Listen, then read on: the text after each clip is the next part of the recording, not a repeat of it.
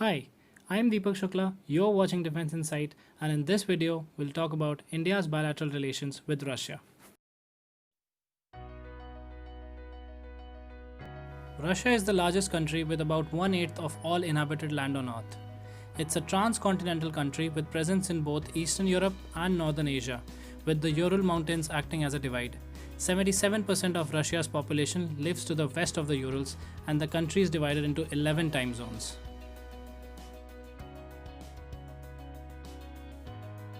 Russian thinkers played a formative role in Gandhi's ahimsa or non-violence.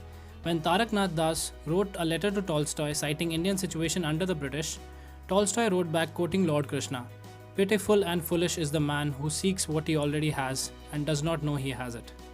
Tolstoy's thoughts left a deep impact on Gandhi's psyche, which reflected in the fact that Gandhi named his first ashram Tolstoy Farm. The Russian Revolution of 1917 too had a deep impact as it led to the rise of radicals in India, who were now inspired to launch a fully armed guerrilla movement against the British, which saw subsequent uprisings by Indians in the coming years.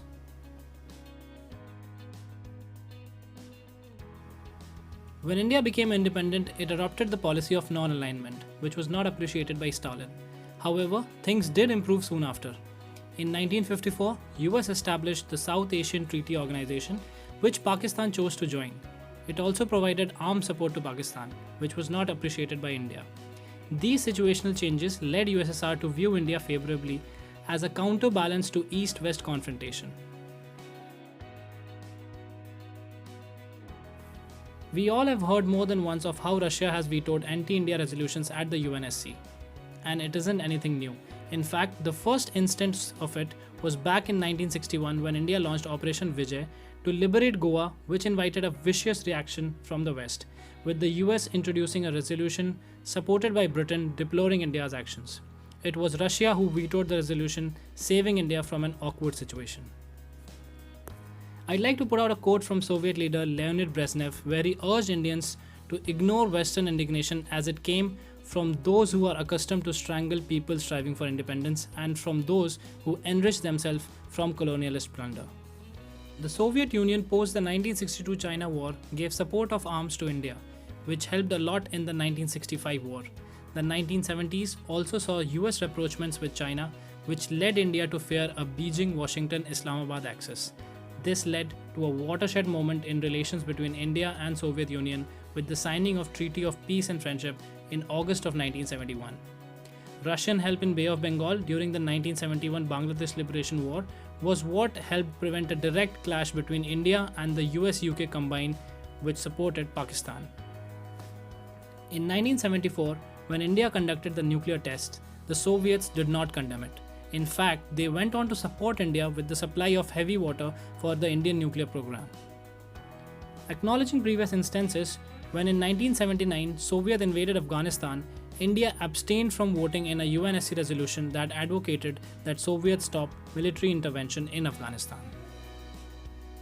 The Soviets withdrew from Afghanistan, paving the way for Taliban to rise and growth of extremism in Kashmir due to Pakistani support to extremists. This led to convergence of views between India and Russia to tackle extremism in the area. In the year 2000, during the visit of President Vladimir Putin, the partnership was elevated to a strategic partnership with annual meetings between Prime Minister of India and President of Russia. In 2010, during the visit of President Dmitry Medvedev, the relationship was elevated to the status of a special and privileged strategic partnership. Areas of cooperation include defense. The defense relationship has evolved from a traditional buyer-seller to one of joint production and development. More than 70% of Indian defense equipment today is of Russian origin. Russia and India continue to have bilateral exercises, and Russia continues to support us for supplies of multi-role transport aircrafts, combat aircrafts, including an aircraft carrier called Admiral Gorshkov, inducted in the Indian Navy in November 2013 as INS Vikramaditya. It is stated that Indian reliance on Russia will not decrease despite diversification, as Russia remains committed to defense technology transfer, which India feels it needs to develop its domestic defense industry. Space cooperation. Beginning with 1960s, Russia has always supported India in its space endeavors, be it 1975 Aryabhatta, 1984 space visit of Wing Commander Rakesh Sharma, the GLONASS navigation system, or the currently underway Gaganyaan program. Nuclear energy. Since the 1960s, Russia has always helped supply heavy water to India and has helped in construction of nuclear reactors in the country. As of 2019, Russia has expressed plans to set up 20 more nuclear units in India in the next 20 years. Commerce. There's a huge potential for growth of bilateral trade, but the geographical distance between the two countries and the absence of a direct overland trade route has hampered the growth.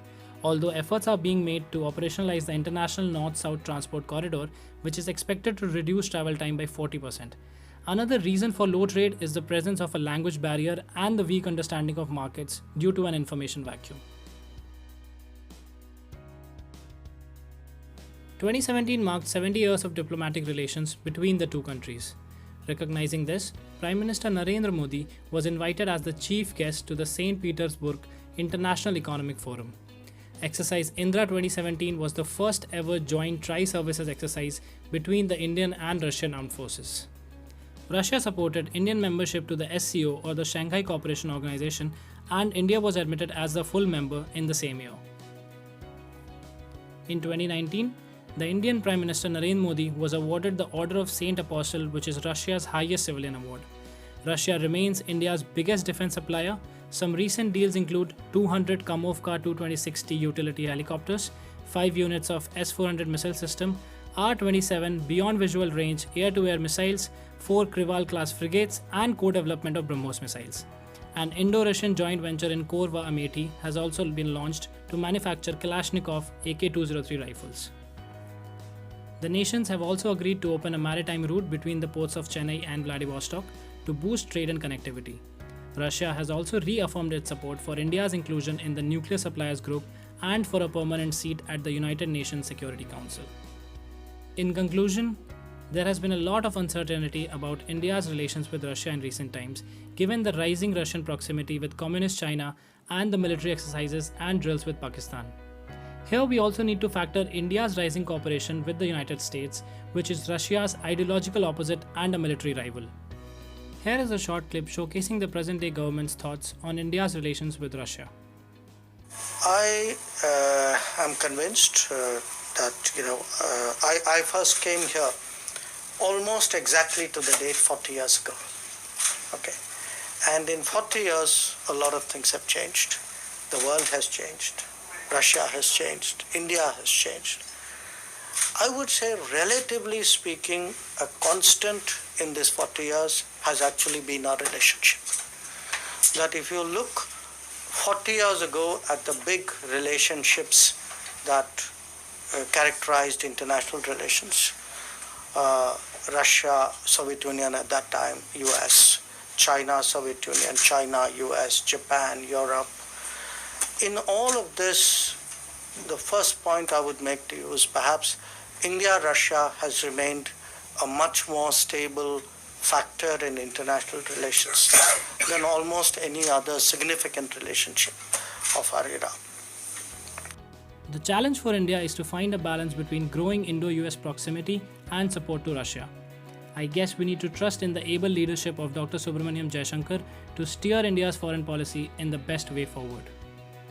If you now know more about the India-Russia relationship than what you did before you clicked on this video, do leave us a like and subscribe to the channel.